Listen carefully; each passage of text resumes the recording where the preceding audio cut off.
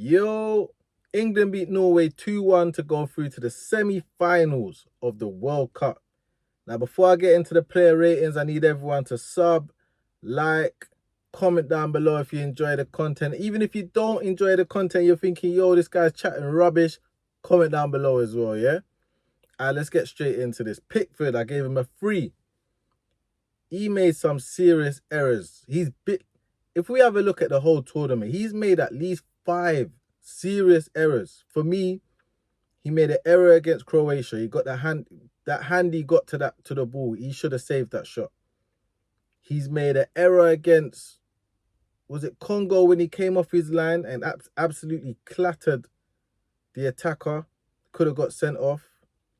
He got beat at his near post. Today he's made 2 or 3. So yeah, I don't know, man. They keep trying to convince us that this is England's best ever goalkeeper. Yeah, never let England down. And they keep kind of bashing Troy Deeney for his opinions on Pickford. I think I'm kind of leaning to the Troy Deeney side. Well, I always have been, but I think now it's quite clear. It's quite evident. So yeah, I gave him a 3. Despite the errors, there's a lot of nervous energy that he gives out. A lot of nervous energy. And that just, I always say nervous energy in the back line is the worst thing ever. One thing I would say in his favour though, decent distribution. He made some decent long passes out wide, particularly to Saka. He's left-footed, so he naturally aims that direction. A couple of good throws as well, long throws out. So decent distribution, but multiple errors and nervous energy. So I gave him a 3. Konsa, Ezri Konsa was at right back today. I gave him a 6. I think he was steady. He gave us good aerial ability in the air from set pieces because Norway are a big team. So I kind of understand why Tuchel went with Konsa. He went with Konsa basically for that, I feel like. I don't think it was for his one-on-one defending against the left winger, which is what I thought we would have needed, because I know both the left wingers for Norway are both jinky and they both want to go at you one-on-one. So I always thought to myself, Spence is perfect, ideal to be right back today. But he went with Konsa. I gave him a 6. Like I said, he helped out aerially and whatnot, but I don't think he got out quick. Not at one time did he ever get out quick enough to the left winger. And that's understandable because he's a centre-back. He's not a right-back. So when he's getting out to the winger, he's getting out, but he's doing it in a cautious way because he doesn't want the winger to change the pace, drop the shoulder and go past him. But when you are slow to get out to the winger, you're giving him now time to download information and decide whether he wants to cross it, shoot, or make a run. Do you know what I mean? So I gave him a 6. Stones, I gave him a 5. He also made an error today, which could have ended or should have ended up in a Norway goal. Luckily, he got away with it, but it could have cost us. And also, he's another player, along with Pickford, at the beginning of the game, had nervous energy. And like I said, if you got nervous energy in the back line, it spreads like the plague. But he grew into the game. He did grow into the game. He's steady in the end. But yeah, I couldn't give him more than a 5. Gay, I give him a 7. He was the opposite to Stones and Pickford, especially. Konza had a little bit of nervous energy as well, but not as much. Gay was very composed on the ball.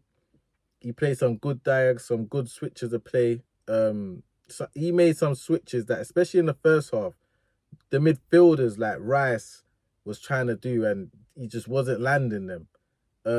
Anderson in the first half was way too conservative for me. He wasn't trying those forward passes, those switches that were on. But yeah, Gay was hitting them. So yeah, I give him a 7. He was decent defensively as well. So yeah, I give him a 7. Nico O'Reilly, I give him a 6.5. I don't really do the half scores, but I feel like he had a better game than Konsa, but wasn't quite on Gay's level. So I had to give him a 6.5. I think he kept Soloff relatively quiet, which isn't an easy job. Like, Soloff can at times give defenders a harder time than Haaland, because Haaland is someone that pops up and scores. But throughout the game, he doesn't give defenders a lot of trouble, and that's Haaland's technique. He's like, he'll make you almost forget that he's there until he's bang on in the back of the net. But Soloff, for as long as he's on, they play the initial goal kick to Soloff. Yeah, so you gotta have that aerial battle with him all game, physical battle with him all game. For a 6 foot+ beast of a guy, he's deceptively quick. And when he starts running, he's a powerful runner, of course. So you got to deal with that all game. Then he wants to fight you in the box to score goals. He's a handful. And I feel like O'Reilly dealt with him relatively well. Won the majority of the duels with him. He was composed on the ball.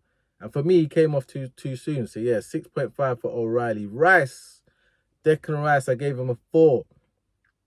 Obviously, he got hooked at halftime. And to be fair to Declan Rice, he's clearly carrying an injury.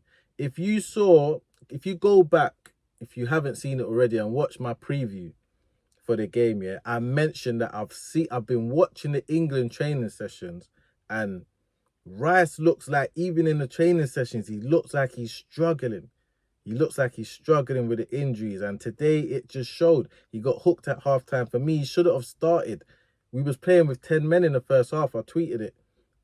Anderson was running for the both of them in the first half. He wasn't getting up with play. It's just a shadow of himself, man, physically. But then, forget physically, also technically. Like, every diag he tried, he fluffed. His set pieces were poor. So even technical things, he wasn't able to do. And do you know what I mean? So I feel like Tuchel has to kind of take it out of Rice's hands. Or Rice has to step up and actually think of the team and say, you know what, Gaffer, I'm struggling. I've got injuries, and then I'm sick as well. I remember they said he had a like a tummy bug or something like that, and you still started him. It's crazy. It just goes to show, kind of, if you're Kobe Mainoo sitting on the bench, you're thinking, yeah, this guy does not rate me. We got Rice, who's got, by the sounds of the symptoms, what he's saying injury-wise, pain in his back, going down, neural pain going down to his leg. That sounds like sciatica. So you got a guy on the pitch with sciatica. Then he gets a stomach bug, and you still start him. You blatantly don't rate me. Like, if I'm Kobe, that's what I'm thinking. But yeah, Rice got a 4. Anderson got an 8. I think in the first half, he was doing running for 2, as I said. And he was a little bit too conservative for me. But he was constantly putting out fires. And he was leading the press. He was dictating the press. He was telling people when to go and when not to go. Second half, he kind of got a bit more confident. Got a bit more confident on the ball and started to dictate the game a little bit more, which is something I think he needs to do even more. He dictated the game in short spells, like maybe for like 2 or 3 minutes at a time. So I feel like he needs to do that a bit more, be a bit more dominant, and give England a bit more control of the game. Make the game less transitional, less chaotic. And I think when Thomas Tuchel is making giving his after the game, his interviews after the game, and he said we're making it hard on ourselves. Yes, we're showing fight, we're showing great will, but he's saying, like, technically, basically, we're not doing things that we should be doing. And I feel like that's what he means. He even said before the game, he wants to see us, I don't think he used the word control, but he said he wants to see us play the game in the opposition's half. So he wants to see us be aggressive, push up high, and dominate the ball. Pen teams in. And that's a version of controlling the game, of course. You're stopping the game from going like that. Do you know what I mean? So, yeah, Anderson, got an 8. Jude got a 9. Man of the match, match winner. He was leading the press in the first half. You have to when you're up there with Harry Kane. Do you know what I mean? Bless him. Harry Kane tries to press, but the press is like basically non-existent. But yeah, Jude was leading the press first half along with Anderson. And when he got on the ball, he got us up the pitch. Because Norway kind of penned us in first half.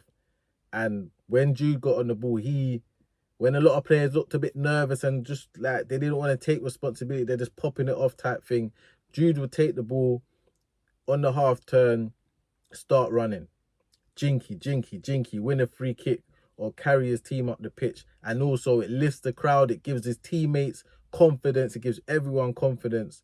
And it also makes the opposition more defensive. It makes them sit in and think, okay, cool, that's a threat.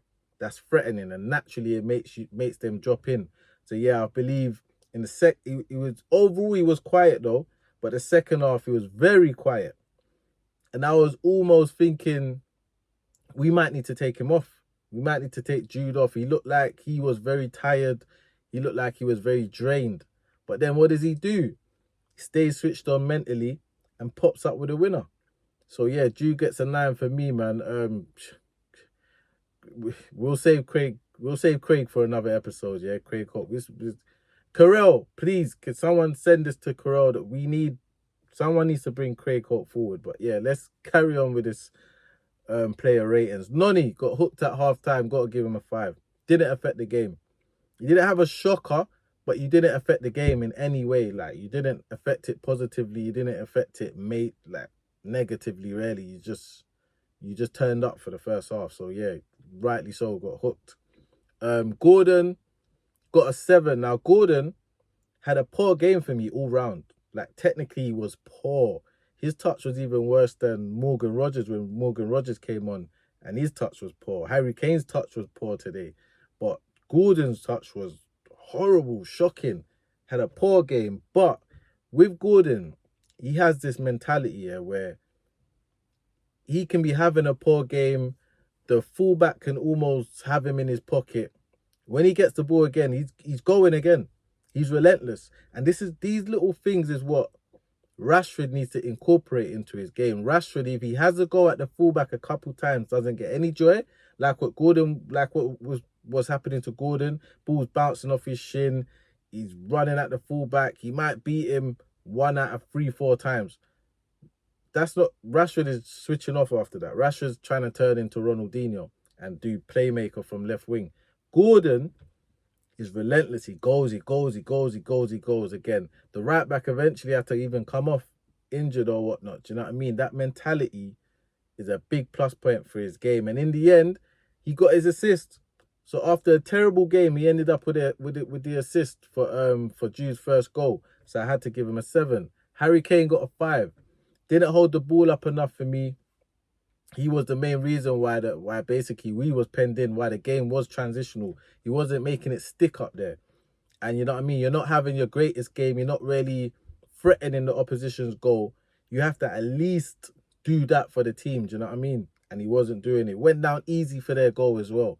He's been doing that all tournament, to be honest. This little, he does this little jump up thing and does this little hopping thing and grabs his ankles. It's a bit weird, but yeah, he got a 5. RJ, Reece James, got a 4. He's possibly been one of the most disappointing players at this tournament for me. I think for me, Jude and Kane have always been our only outright world-class players. But after Jude and Kane, well, that's for me. Everyone else will tell you Declan Rice as well, but not for me. He's just below, along with Saka, just outside of that. But there's people that say RJ is world-class as well. He's one of our world-class players, and I ain't been totally against it, but I ain't been totally convinced of it. And this is what, at this tournament now, I got high levels. Your ceiling is high, your level is high. Do you know what I mean? Your bar is set high. So these performances that you're coming up with, where you're not great defensively, you're okay, not great defensively. I'm talking about his World Cup performances, right? He hasn't been great defensively. He's been okay. He's been steady. And going forward offensively, he's been terrible. His distribution has been negative, just always going backwards. And then when the winger sets it to him, whether it's Noni in previous games or Saka in this game, are setting it to him on a plate to whip that in, an attribute that he gets praised for. When people talk about Trent's omission from the squad, people always say, well, Reece can do that stuff as well. Reece has got that distribution, that whip and whatnot. His crosses have been terrible, almost worse than Noni's. I've seen Noni do better crosses than in this tournament. How about that? Terrible, man. It's poor. He's poor. He's not even beating the first man. And then defensively, when Nusa came on, he kept letting Nusa's right foot dominant. Why do you keep letting him come inside? Fair enough, Reece James is very athletic. He's powerful. He reacted and he got back in there and maybe got a half block on it and whatnot. But that's not always going to work. You shouldn't let him. Sometimes that half block could deflect and go in the goal. You should always be showing him down the line on his left foot. So yeah, Reece James got a 4. Dan Burn got a 6. He wasn't on the pitch long enough, but to get a higher score than that from me. But he dominated in the air as he does, as he's supposed to do. And Spence got a 7. Brilliant in defence. Almost got a goal. The only reason why I was all thinking to give him an 8, the reason why I give him a 7 is because his distribution let him down a couple of times. When you come in at these crucial moments of the game, there's times you need to understand where your distribution could be make or break. Like, there's times you have to understand, okay, keep it, okay, hit the corner flag, okay, recycle. And there's a couple of times his distribution was off and caused the turnover caused a transition which could have hurt us. So I could only give him a 7. Eze, I gave him a 5. Again, didn't affect the game enough. He came on at half time. You got to affect the game more than that with your talent. Do you know what I mean? Fair enough, he got moved kind of along the midfield line over to left wing. He started at centre mid, went over to left wing. Fair enough. But you're on the pitch for over 45 minutes. Extra time as well. You got to affect the game more. Saka, I gave him a 6. I think he had some good moments, some dangerous moments. He had some good deliveries, but he had some poor deliveries as well. So his deliveries was a mixed bag. But he definitely looked more threatening than Noni. I would have liked to see Saka start, to be honest. I was surprised Noni started. I'd like to see Saka start and get them 60 minutes, get them 70 minutes in his bag. And hopefully come the semis and the finals, he's ready for a 90. But yeah, I give him a 6. Saka, I gave him a 6. Rodgers, I give him a 7.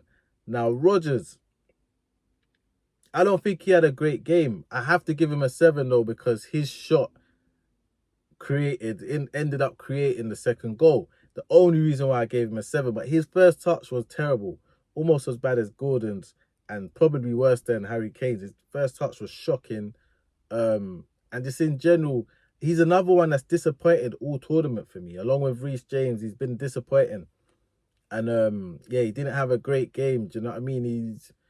He was up and down. He used his legs in there with Anderson. You know what I mean? I'm sure Anderson was happy that Rodgers was there with his legs, but the distribution was, yeah, he just wasn't in the first touch. He just kept chasing his first touch. Like, it's crazy. His first touch was so bad, he ends up, the next time he touches the ball, it's a tackle. Do you know what I mean?